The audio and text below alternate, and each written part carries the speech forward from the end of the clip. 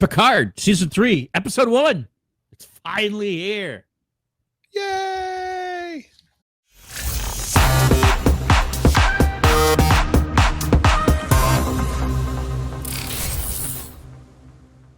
What's up, everybody? Welcome to the Geeks and Company and a brand new segment that I think we're going to call After Trek. That's right. As you see, we're in our Strange New Worlds uniform, but today we're actually speaking about Picard, season 3, episode 1. That's right. The final season of Picard is finally upon us.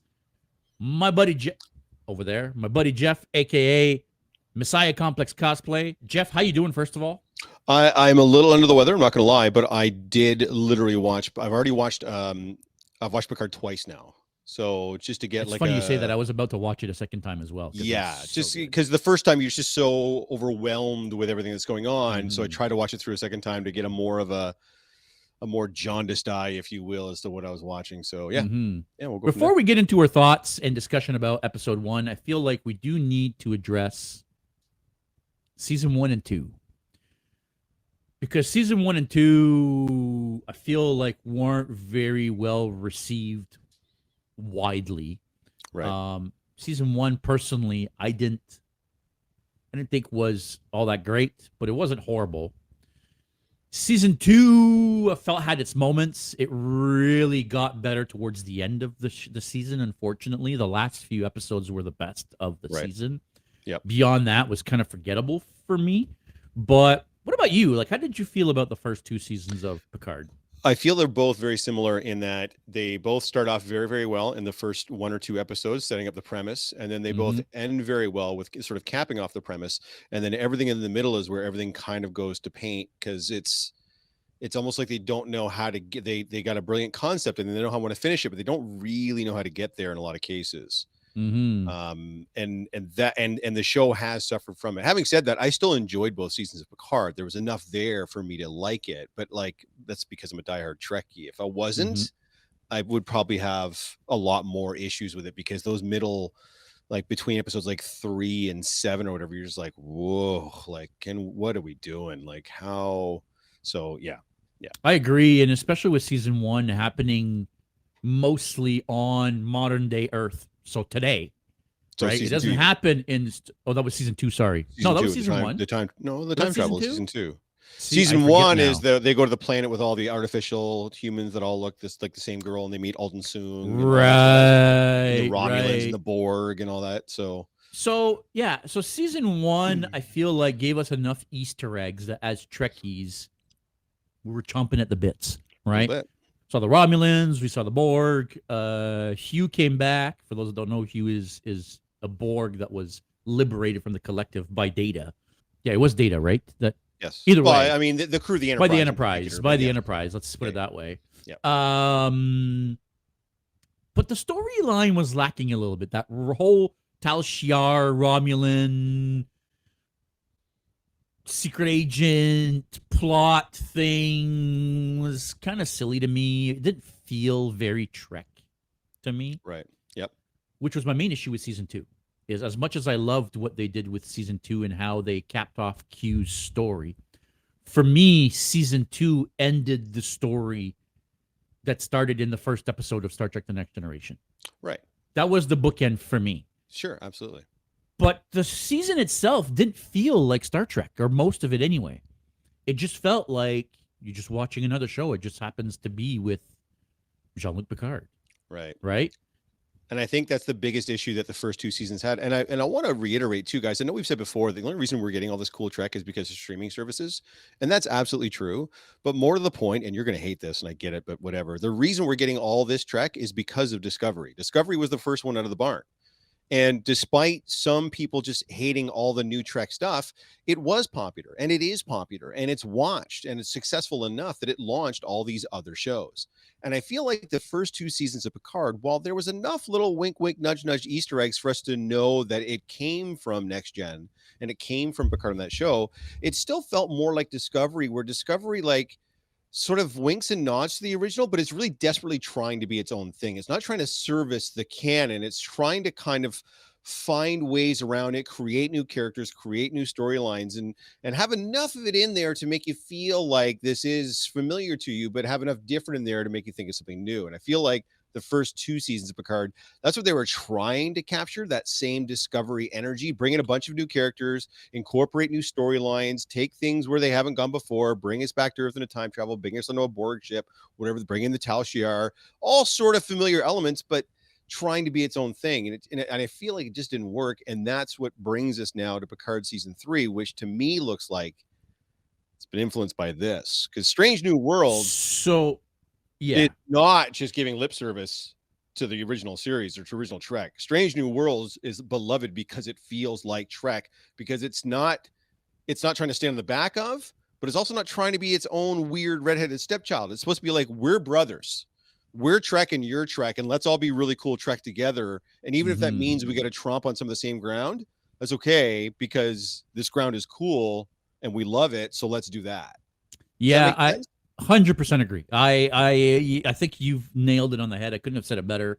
That was, I think, the big downfall, I think, of Picard season 1 and 2 is in trying to make it familiar, they actually ended up making it so different that you kind of lost a little bit of the Trek element, right? And again, I want to reiterate, even like in season 2, the first few episodes were fantastic. The last few episodes were fantastic. Everything in the middle is just Yellowstone with phasers. Yeah.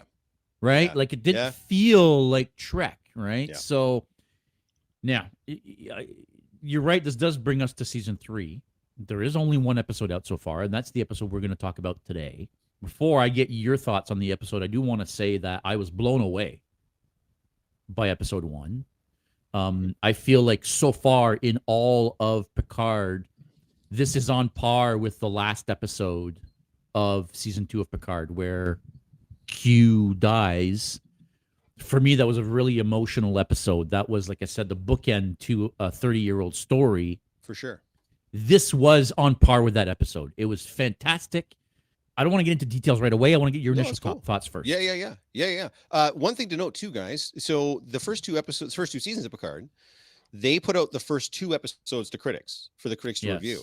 And by and large, by the way, the critics actually did enjoy those first 2 episodes. And all the critics said basically the same thing, is it just fell off dramatically after those first 2 episodes. Mm-hmm. With season 3, they gave out the first 6. Did they really? They gave out the first 6 episodes. I didn't know that. And even people that had ragged on season 1 and season 2 had talked about how much better season 3 of Picard is, especially now that they've seen essentially 2/3 to 3/4 of it. So yeah, this is not the same situation that we were in before. You say it brings you to that same place that the end of season 2. I think it far eclipses it, in my view. This is, since Strange New Worlds, this episode felt more Trek than the Kelvin movies, than the first 2 seasons of Picard. And not just because of the familiar elements, like as far as like the actual visual elements, but just how the episode was put together. We're on a star base, we're in a shuttlecraft, we're in a ship, we're not on a star base. It's called Star Trek. Do you know what Trek means? Journey. You're going somewhere in the stars. Yeah, that's what we want to see. And now we're getting a chance to see they're back on a ship, they're in a shuttle, they're out in space, they're doing what they're supposed to do. They're back on a Federation ship, right? That was another big issue I had with the first 2 seasons of Star Trek Picard. They weren't even on a Federation ship. Like, what the hell is this? How is this Star Trek when you're not on a Federation ship? That threw me for a loop for the longest time. Now, having said that, the La Sirena is still in the show. It's still being utilized. But it's being utilized in a way better way. Way better way. Yeah, way better manner. Yeah. I love, you know what, when Raffi came on the screen. So, by the way, guys, obviously we should say right off the top, there's going to be spoilers for the first we're going to spoil some clearly. It's an after show. So we're assuming we were watching this after the show. Yes. When they got Raffi on the screen first and looked like she was like jittering and jiving and doing the junkie shake, I was like, oh, this storyline is going to be horrible. This is not what I'm here for. It's not what I want. Exact same reaction. It's going to be brutal. And then when she whips out the communicator, she's like reporting for Starfleet Intelligence. I was like, yeah. You guys like, yes. This is what you're supposed to be doing. Yeah. 100%. Yeah. Okay, hang on. So yeah. I know. We're both very excited. So the Raffi thing was fantastic because when Raffi starts talking to her secret handler, The secret handler talks in a very familiar way. Now, there was a scene in the second trailer for Picard Guys, season buckle up. 2. You're about to get a patented J.S. Belanger theory. You're going to get a theory JS crafting theory here. Come on now. So in the trailer for season 3 of Picard, you see Raffi on whatever planet she's on, right? Right. And she's fighting Worf.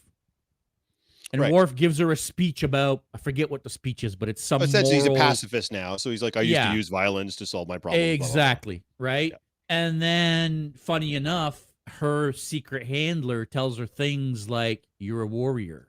You know, Worf she wants the face, and it's automatically denied. So she doesn't know who it is either. Is her handler.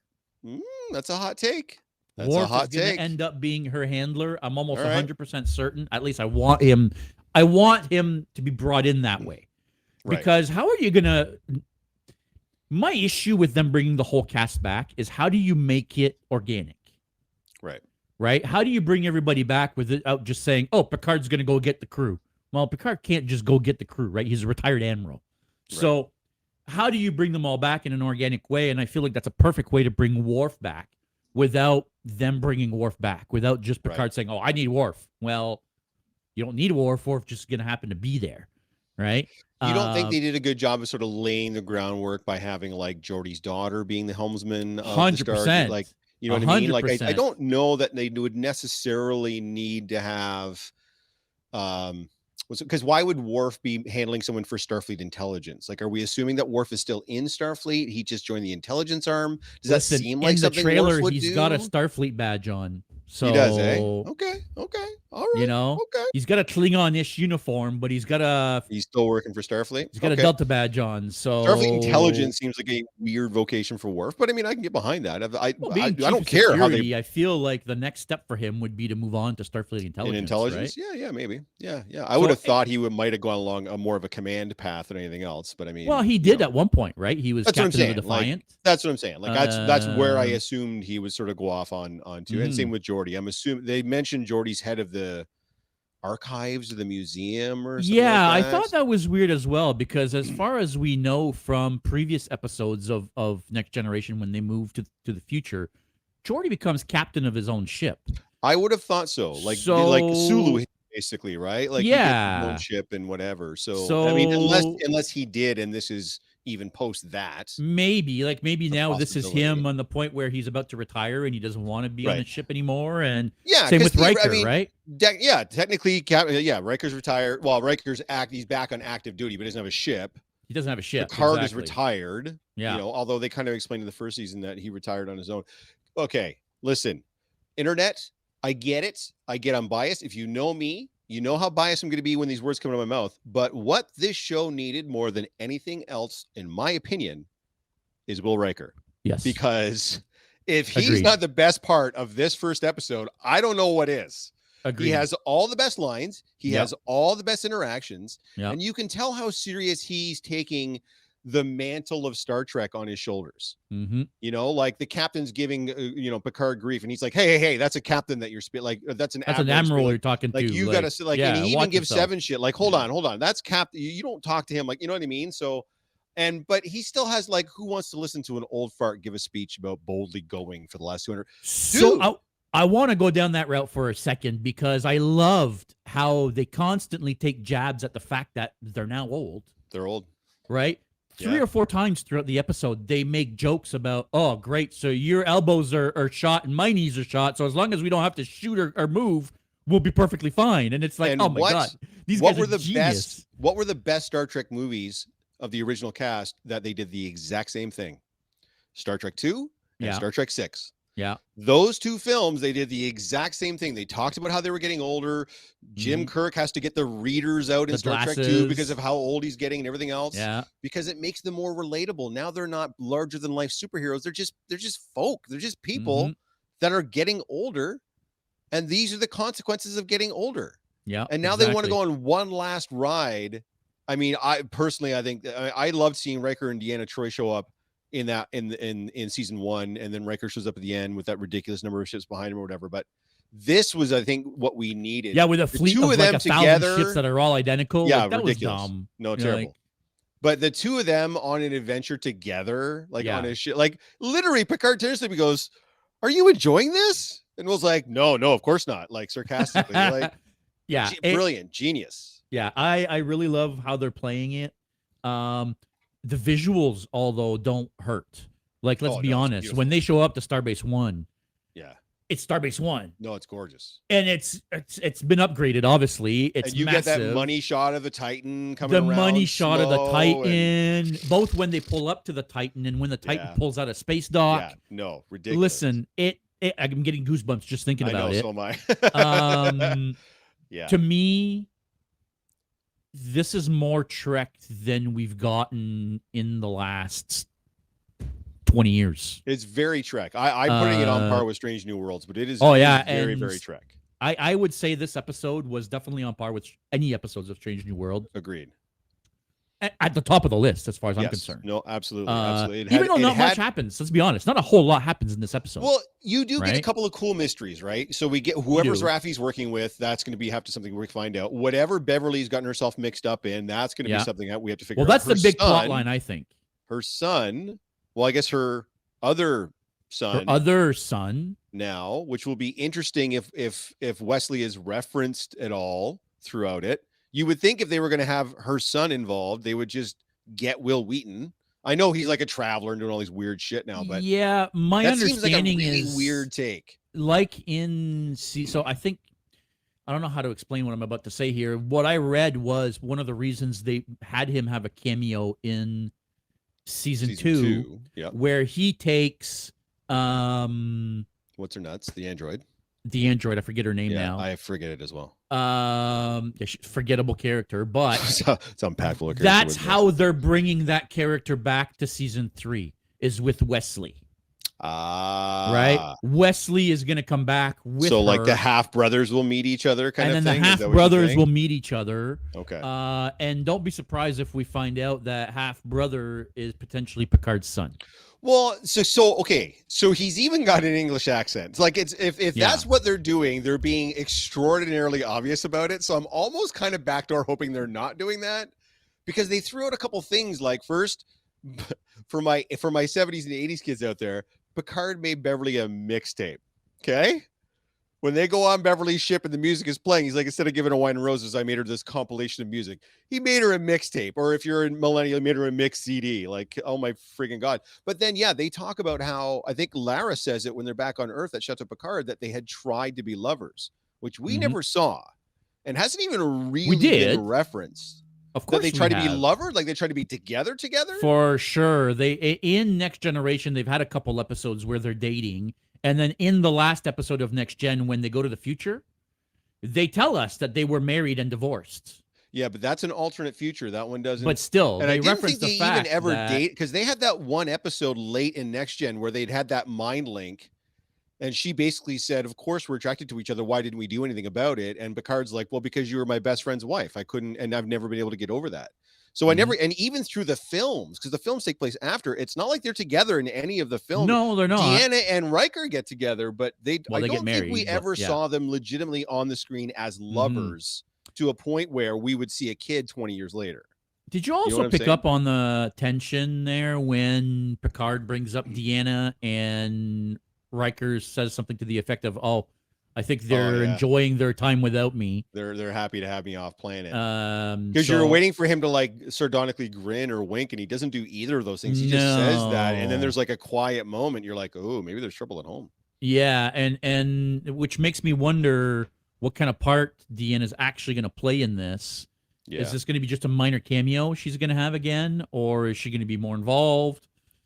That's one of my bigger concern is how the level of involvement with the original cast, because from what we saw in all the trailers and everything leading up to I don't remember any other scenes with Beverly in them.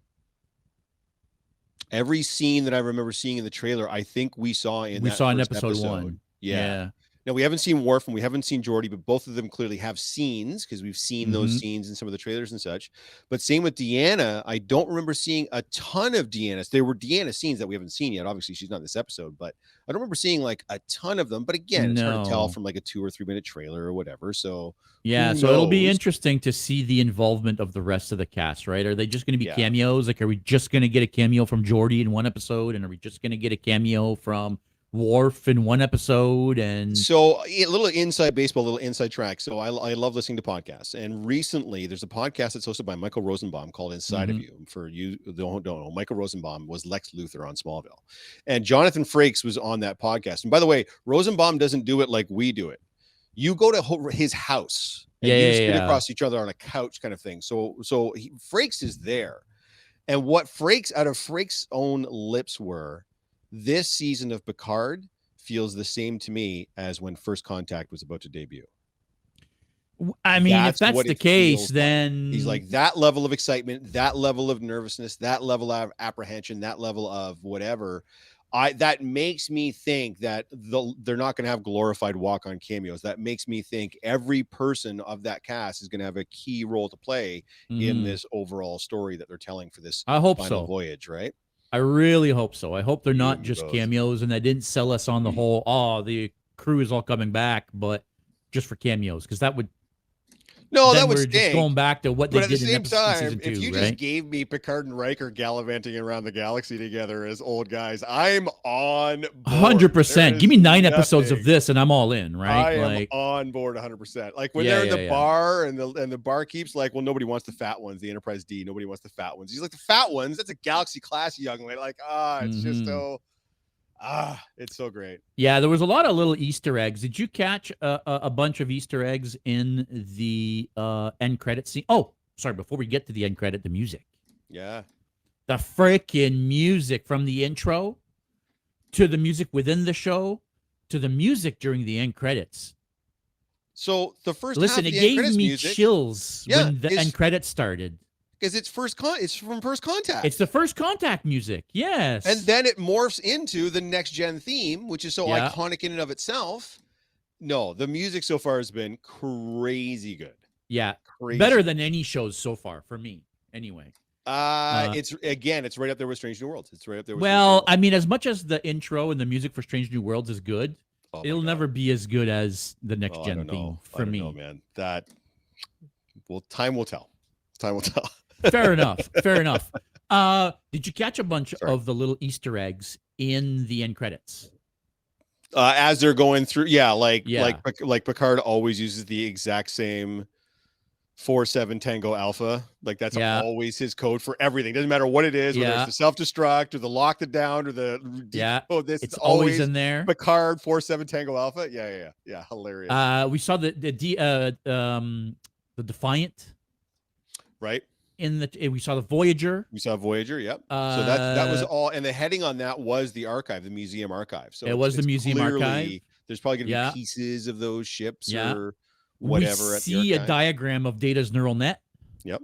What was the other thing too that I caught? I was like, oh my god, that's so cool. Because there were and even just throughout the whole episode, there were so many little winks and nudges, but still it's still done in a way that it's not like here, you know what I mean? It was still done in a way they're like, they're not bashing you over the head with it. No, but they're making sure like these are the characters, this is the universe, this is what you guys, you spent 7 years on TV and then a bunch of years in movies watching. It's the same thing.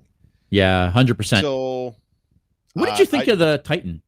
I'm glad that Will described it as essentially the updated, the Neo Constitution class. Yes, it's because when I first saw it, I'm like, it looks just like it. That's boring. Like I thought it'd be like when you see like the Sovereign class Enterprise or the Odyssey class Enterprise, you're like, they look wildly, quote unquote, different. They look very like futuristic. It's not just a saucer with 2 nacelles. It's like almost Voyager like, where they've got a lot more elongated in the nose, and it just looks more like Slipstream, like very, whereas the Titan looks like a shorter, fatter Enterprise, but the Enterprise was a Constitution class starship. So I'm glad that they're paying lip service to that. Like, this is the reason why the ship looks like this, and this is what its purpose is. 100% to do what the Constitution classes did, which is get out there and explore but still be able to kick ass if it has to, kind of thing. Yeah. Right? Like this isn't built for prettiness or speed or whatever. This is built to be a working ship on a 5-year mission to explore and boldly go. I thought it looked dope once I realized that if Riker doesn't say that, I'm like, oh, they could have done better. But as soon as he said that, I'm like, oh, now it makes sense. Yeah, 100%. And you know, what the only Titan we had ever seen on screen was in Lower Decks. Right. And it's very, very different, right? The Titan on Lower Decks almost looks more like the original Enterprise, the NX-01, than it does the Constitution class. Right. This refit, not only is it wicked cool, but they kept the same style bridge as on Lower Deck. Yes. So when you see the bridge, it's like, oh my God. Yeah. It's the bridge. It's the Titan bridge. The bridge. Yeah, right? Yeah. Like, no, absolutely. Yeah. I even like how it had the A on it, and he said it was after the refit, because it reminded me a lot of the Enterprise A from the movies. After, of course, he blows it up in 4, and then you get the Enterprise A, and how good that looks. Sorry, in 3, he blows it up in 3. How good that A looked when they first put it on the screen. It hits the warp drive, because they kept the same basic design, but they just streamlined a little bit and looked a little bit different, a little bit cooler, a little bit more modern and up to date. That's what I feel they did with this. And personally, I think it worked. Again, I don't think we're going to get a lot of time on the Titan, depending on what happens with 7. So we can talk about 7 a little bit as well. So she's returning as well. Yeah. And again, it looks like there's going to be a key role for her to play, not just to get Riker and Picard out to Beverly, but clearly she's not happy in Starfleet. She's probably looking to get out of that situation, of that role. And what better way to facilitate that than pal around with Riker and Picard? And that captain, the Captain Shaw, Liam Shaw or whatever, what a great job that dude did. Well done. Well, you wanted us to hate you. You wanted us to think you were a douchebag. Mission accomplished. You played that beautifully. I feel like we're going to change our tune by the end of the season. For Captain Shaw? Yeah, we're going to love him by the end of the season. I guarantee you he's not going to be the douchebag that they're representing him in episode 1. Love is tough, but I do at least sort of empathize with his plight. Like, it's his ship for 5 years. He's been going out and doing the job, and everything is buttoned up tight. He even says it right at the beginning. I don't like jazz because I like everything neat and ordered and regimented and blah, blah, blah. And now here come these 2 old guys that are known for getting into trouble and saying, change the course of the ship after we're doing a surprise inspection. Of course he says no. And I don't blame him. I probably would have said no too. Yeah. Right? If I had the option to say no, I might not have been quite as big a dick about it, but like when Picard hands him the wine, he's like, oh yeah, it's nice, but I prefer another. And I was like, dude, like, he just handed you probably I know there's no money, but you know what I mean? Like a bottle of wine that's not a cheap bottle of wine. It's probably much sought after because it's still done the old way, but and how when he leaves, he's like, oh, I hope you enjoy your quarters. It's the best we could swing in such a short notice. And they're in freaking bunk beds, you know, and in the lower decks of the ship. Hilarious. They might as well have been out in the hallway. Just like they might as well have been out in the hallway. Yeah. No, they did. Actually, that would have been a funny little take on. Yeah, that would have been a funny tie-in to Lower Decks if they had put them in the hallway. That would have been genius. Frakes was saying, because Frakes has directed so many episodes of both Picard and Discovery, and that I guess when they're working with Patrick Stewart because of his age, they basically get him in first thing in the morning and they work him till about lunch, and then he's done for the day. So they shoot all of Patrick Stewart stuff first, and then they shoot everybody else after that. So it makes sense to me why, because I keep wondering, I'm like, he's in his 80s, man. Like, how is he maintaining this? How is he staying this spry? I'm like, oh, because he's doing half days because of his age. It's perfect. That's the best way you could do this. Yeah, and I feel like this has a big impact on why this is the final season. Yeah. Is probably his age. Oh, it's got to be. Because he had done I forget if it was at San Diego Comic-Con, one of these big shows, when they announced that they were coming out with a new series called Picard, and then he showed up and he had a whole panel. One of the big things was, look, I'm not getting any younger here, right? So if I want to be able to take on Picard one last time, it's got to be now, right? It's not in 5-10 years, right? Because let's be honest, at his age, he's another one that we could lose any minute, which would be a disaster for me. But agreed. But you're not wrong. You're not wrong. Probably He's one of the aging big before reasons. our eyes on this show. He Like, is. it's like, He is. because he seemed timeless for so long, and then all of a sudden he just kind of fell off a cliff. Yeah.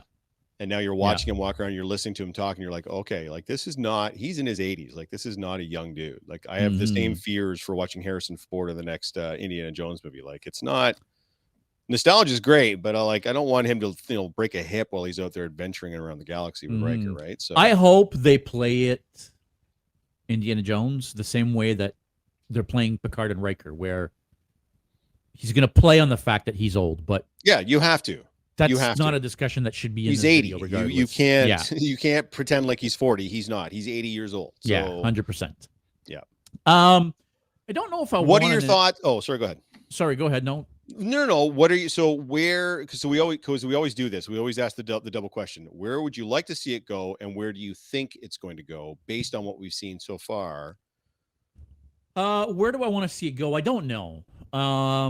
There's so many directions they can go with this. And obviously, being that we've already seen a lot from the trailers, now episode 1 has given us a lot more information on the terrorist attack, right, on the museum.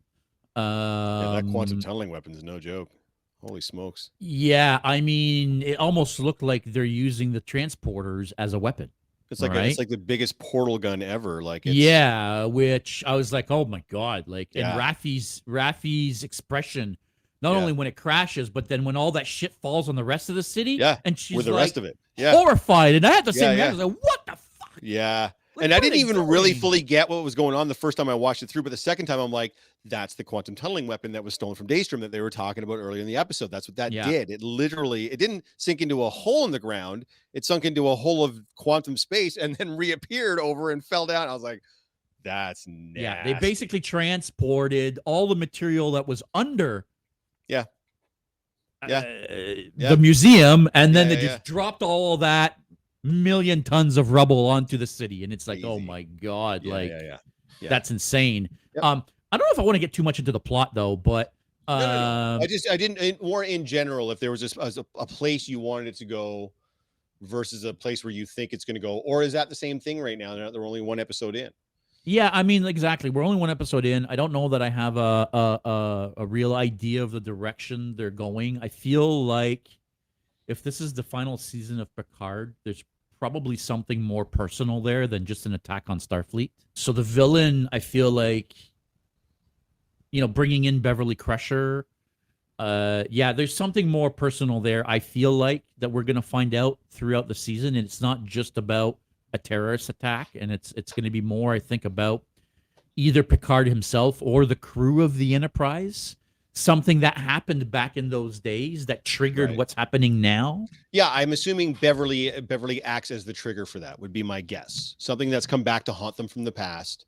Yeah. There's a reason why when we first see Beverly's ship, we see all of these mementos and these keepsake, but she's actively listening to Picard talk about his encounter with the Borg during the Best of Both Worlds before he's taken and turned into Locutus. So there's some way that's all going to tie. There's no reason for her 30 years later just be listening to his old logs, right? She hasn't spoken to him in over 20 years. There's got to be a tie in there somewhere. I think you're right. I think that's. And is it going to tie in to the finale of season 2, where you've got that big temporal thing in space that the Borg Queen is looking over now?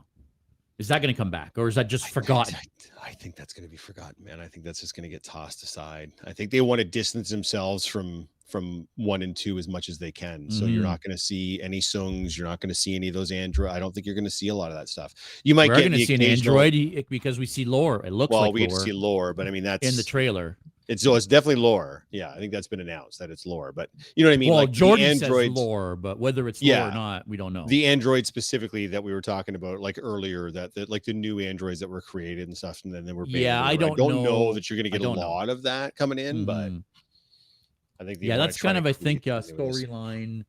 The whole what do they call them? They don't call them androids anymore. They call them artificials. I forget. I forget what they call them. I don't know that they're going to keep that whole storyline going. I think that's done and said for, and it is what it is. But yeah, overall, I want to give this a 10 out of 10, man. Like, this was fantastic first episode. If they keep it up, I think it's going to be a fantastic show. It's going to be, so far, it already is way better than season 1 and season 2 with just one episode. So I guess we'll get back together next week, see how episode 2 was.